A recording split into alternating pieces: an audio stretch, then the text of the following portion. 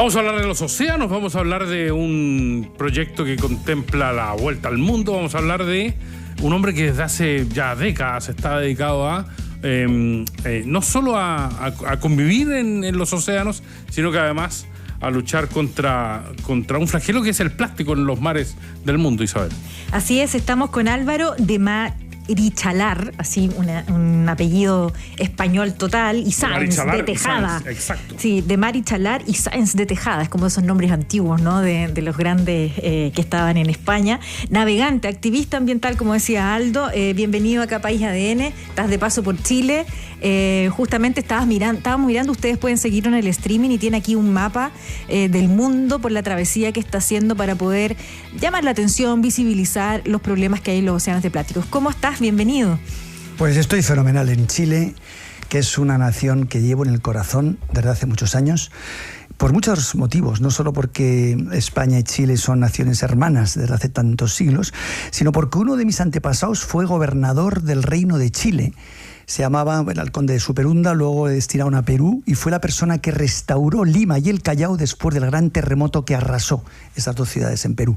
Y esas historias, esas cartas que escribía este antepasado mío de cómo era Chile en el siglo XVIII, pues la verdad es que me impresionan mucho, ¿no? Porque habla de ese mestizaje, de esas sociedades tan fuertes, ¿no? Que se hicieron tan importantes y que fueron pues ese cimiento, ¿no? de Hispanoamérica, de nuestra familia hispanoamericana. Por eso estar aquí en Chile y además estar de la mano de la institución educativa SEC, que es una de las instituciones que me apoyan desde hace ya 30 años en mis expediciones marítimas, pues es un gran honor.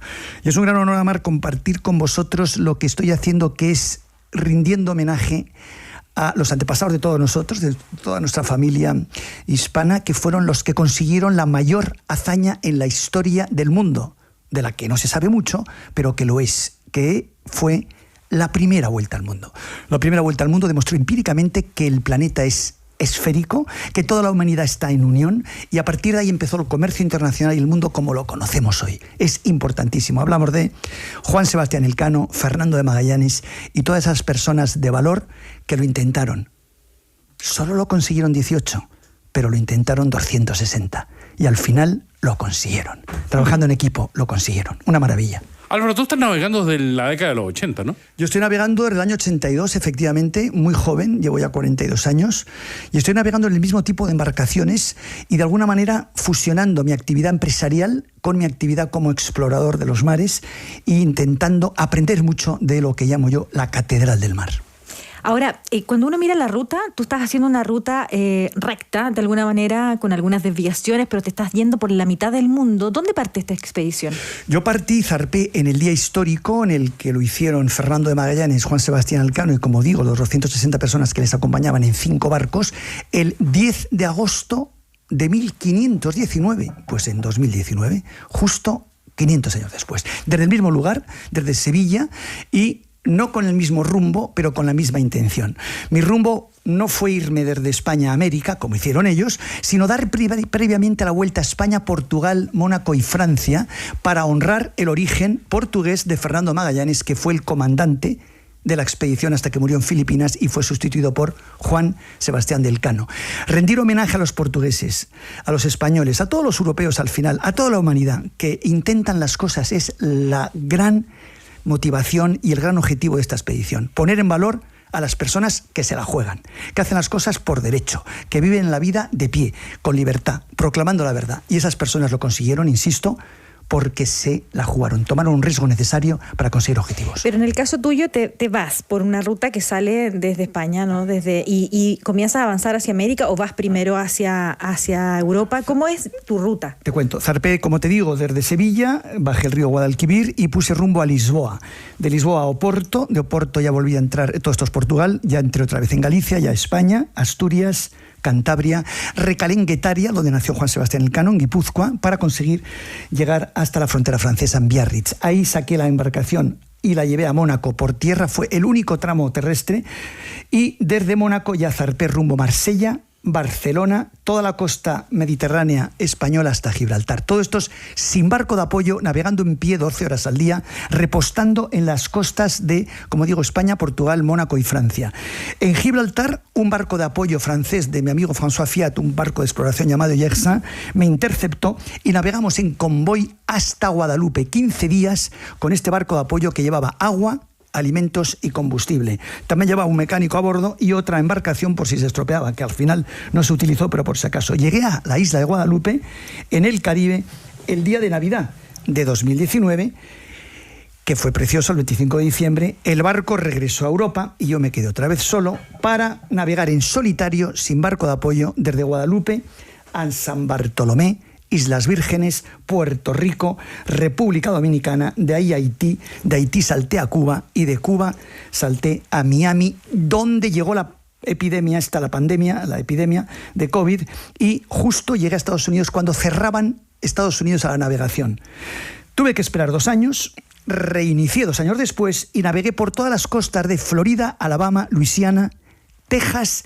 Llegué a México, toda la costa mexicana atlántica, hasta Belice, Guatemala, Honduras, Nicaragua, Costa Rica, Panamá. La embarcación mía está en Panamá en este momento. Ahí es donde llegué. Ahora, si Dios quiere, en 2 o 3 semanas reinicio la expedición desde Panamá con rumbo a Alaska. Quiere decir remontar toda la costa del Pacífico centroamericano, mexicano, California, Oregón, Washington, Estado, todo Canadá hasta Alaska.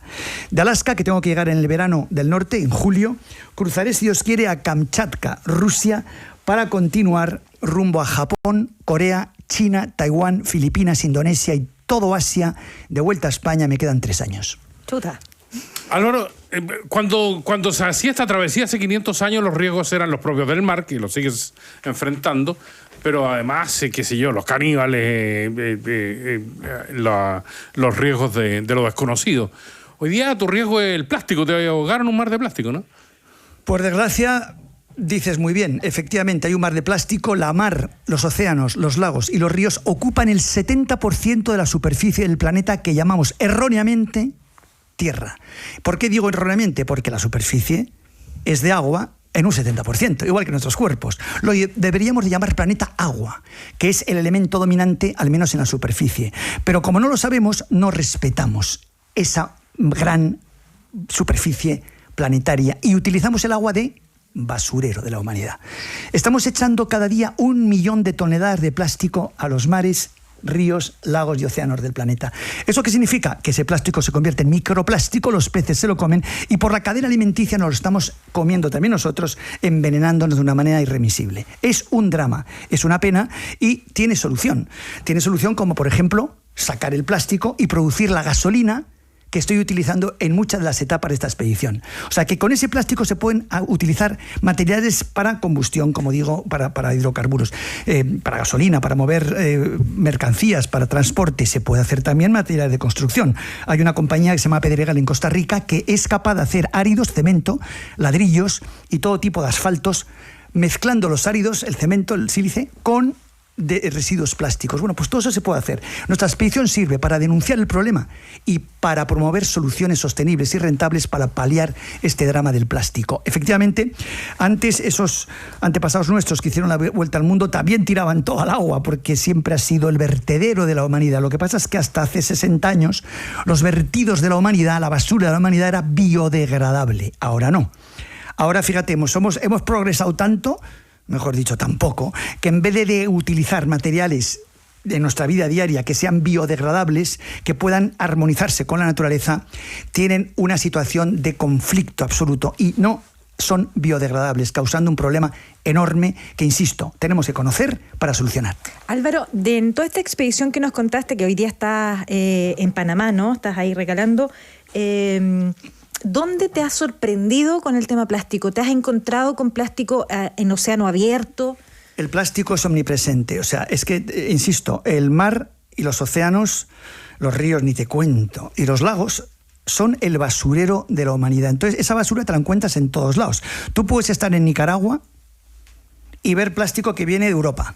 O puedes estar en España y ver plástico que viene pues de Estados Unidos, o sea, porque las corrientes lo mueven todo. Entonces, el plástico va con las corrientes. Es verdad que hay mucha concentración de plástico en algunas zonas. Hay islas de plástico enormes, por ejemplo, en el Pacífico. ¿Las has visto? Las he visto. He visto las islas de plástico que rodean a todo Haití. Haití, por ejemplo, no tiene sistema de basura. O sea, todos los desperdicios que se producen en Haití van directamente al mar. Todos esos, todos. Entonces, claro, hay muchísimo plástico, entonces es muy peligroso. Ese plástico se mete en la turbina de propulsión de mi pequeña embarcación, me toca tirarme al agua, sacarlo, etcétera, e intentar seguir adelante. Hay otro problema.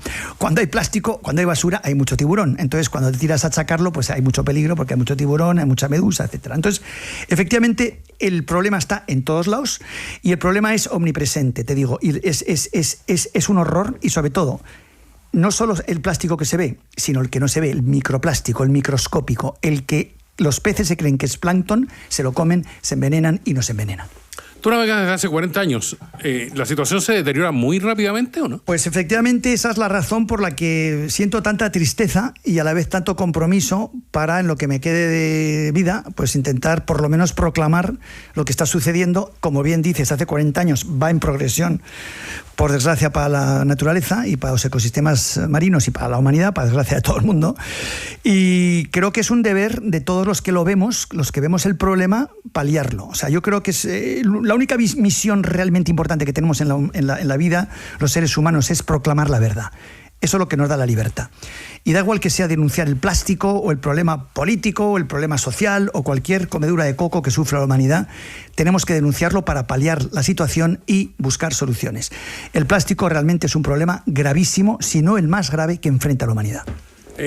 Álvaro, cuando hablamos hace 20 años atrás, andabas recorriendo el mundo en moto de agua. ¿Tu embarcación actual cuál es? Bueno, cuando hablamos, efectivamente, acababa de hacer una expedición muy bonita que fue desde Roma a Nueva York. Fue la primera vez que se cruzó el Atlántico una embarcación de esta eslora y estas características. Fue la travesía del Atlántico, la embarcación más pequeña en la historia. Ahora estoy dando toda la vuelta al mundo en el mismo tipo de embarcación, siempre la misma. Es una moto acuática del mismo fabricante. Está fabricada en Querétaro, México, aunque la marca es canadiense, BRP.